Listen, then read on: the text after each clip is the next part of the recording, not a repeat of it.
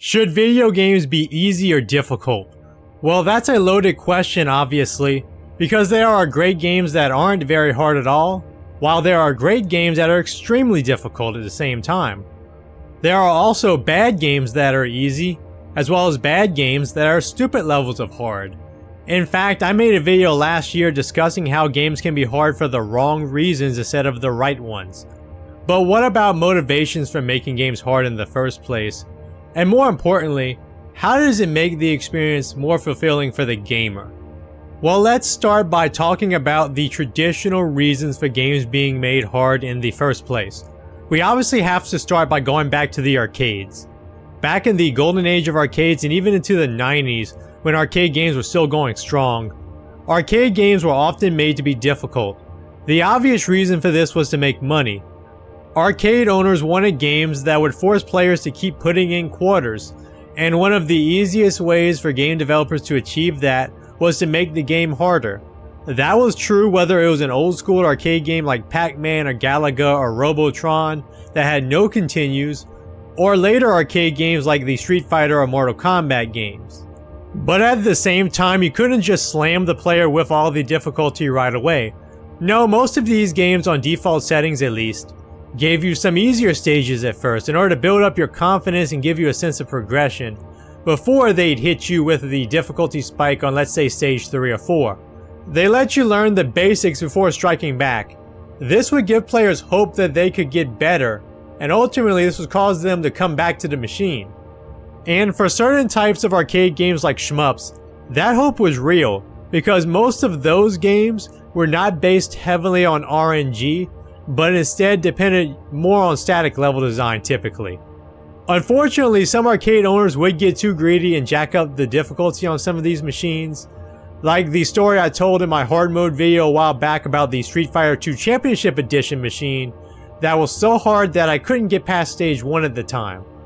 The problem with that is, many players would see right through that kind of difficulty and not come back to that kind of machine unless they were playing against a friend. So difficulty balance still mattered even in the arcades. Sometimes arcade developers would make a game too hard for various reasons. Sometimes it was pressure from the arcades themselves to make an even better game, which was the case for Shibu Kaihatsu with Raiden 2, even though the original Raiden was quite a difficult game. For American developers like Williams and Midway, they just rushed things out to the market sometimes, like with Smash TV, which didn't even have the Pleasure Dome ending as promised until a revision came out, and even without that, the game was RNG City to begin with. But a lot of developers understood that you couldn't just make an arcade game impossible, they just wanted you to spend your hard-earned money trying to learn the game. But home console games also had motivations to be hard back then. Remember the phrases NES hard or 8-bit hard? Well, those games were very sharp because there was only so much content you could fit on those cartridges back in the day. Plus, those games were expensive, if not more expensive than today's games when adjusting for inflation. So developers did not want gamers running roughshod over a game in an hour because the game was designed to be easy. No, they wanted gamers to have to spend more time with the game than that in order to feel like they were getting real value out of their purchases. This became even more true once video game rentals took off in the late 80s and early 90s. Even when games started getting longer in the 16-bit era and later on in the 32-bit era, developers still had some incentive to keep games hard because they didn't want somebody renting a game for the weekend, beating it, and then bringing it back to Blockbuster or wherever they got their rental from, never to play the game again, let alone buy it. One of the developers of Echo the Dolphin, for example, admitted a long time ago that rentals were a big motivation for making that game as hard as it was.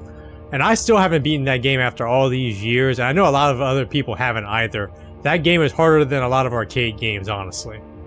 Once RPGs and action-adventure games took off and games got even bigger, especially after the 16-bit era, these pressures started to fade away.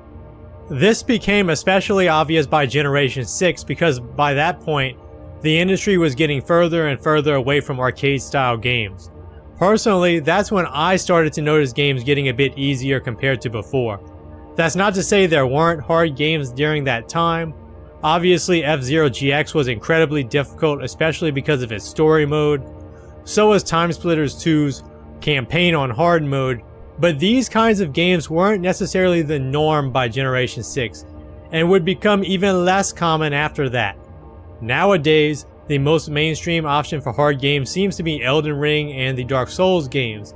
Nothing against those games, of course, but a lot of games used to be Dark Souls hard a long time ago, if not harder than that. Now, that's not to say that developers today don't have some incentive to make a game challenging. For example, Steam's refund policy allows you to refund a game with no questions asked, as long as you did not spend more than 2 hours playing it. However, developers have found it easier to just pad games with more content to keep the players going for long enough to not get their refund, even if it's just a bunch of filler early on. Making games longer doesn't always make them better, but that discussion is worth a separate video. So there was plenty of incentive for developers to make hard games, but let's be real here, a lot of gamers deep down enjoy a challenge. A lot of us actually like hard games. I know I want my video games to push back against me. If a game is too easy, I honestly feel insulted, especially with action-oriented games. The truth is, a lot of us want to feel like we achieved something, as if we won a tough competition. That's part of the reason why I love shmups in the shmup community.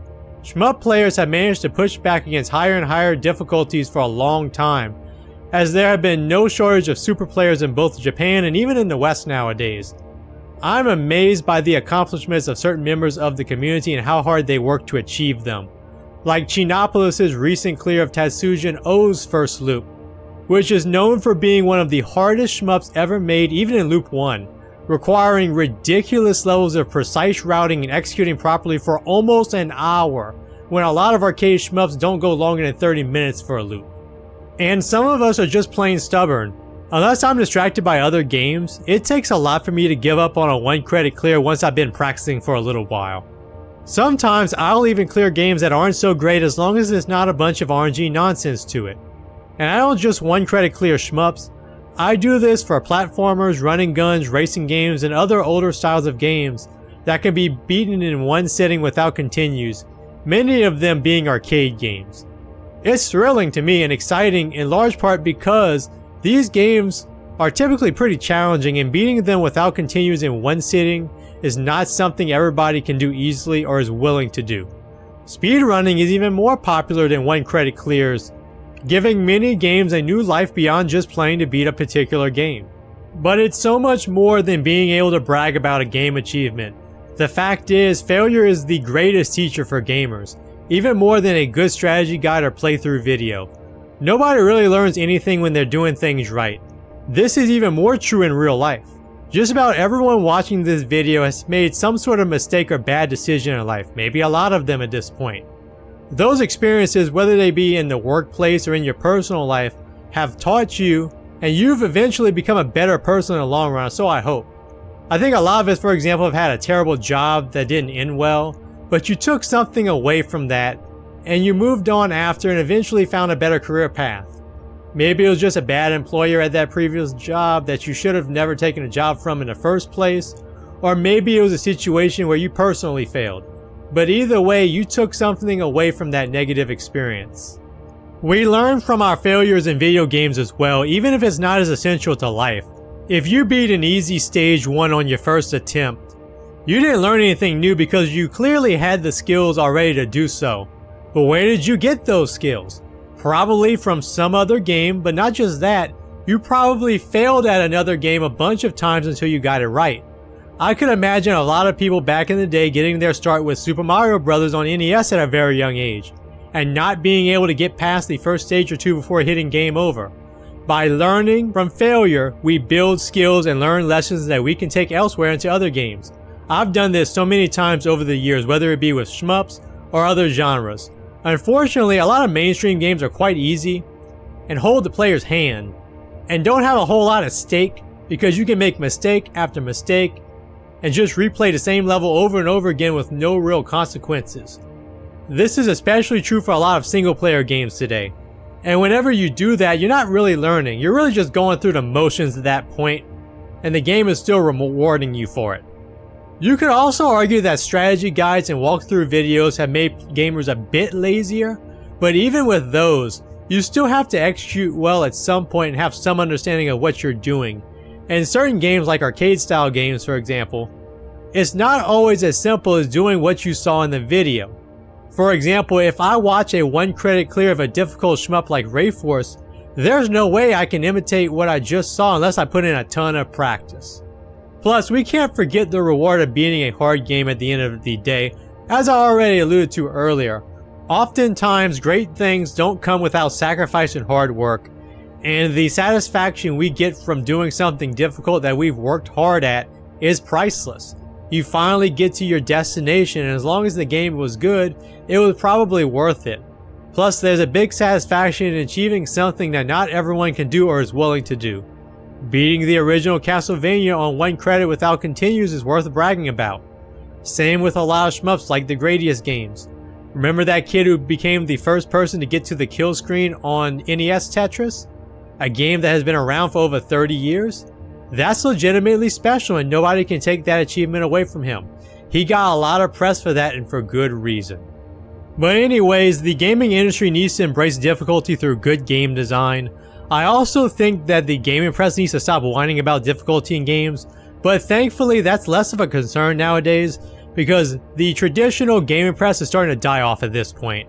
And while I don't think gamers need to spend all of their time playing incredibly hard games, they should certainly be open to playing difficult games. And now I want to hear from you. What do you think of hard games? Do you have a favorite game that's quite difficult? Do you like arcade games? Do you think a lot of games are too easy nowadays? Let me know. Like and subscribe if you enjoyed this video. Thank you for watching and I'll see you again soon.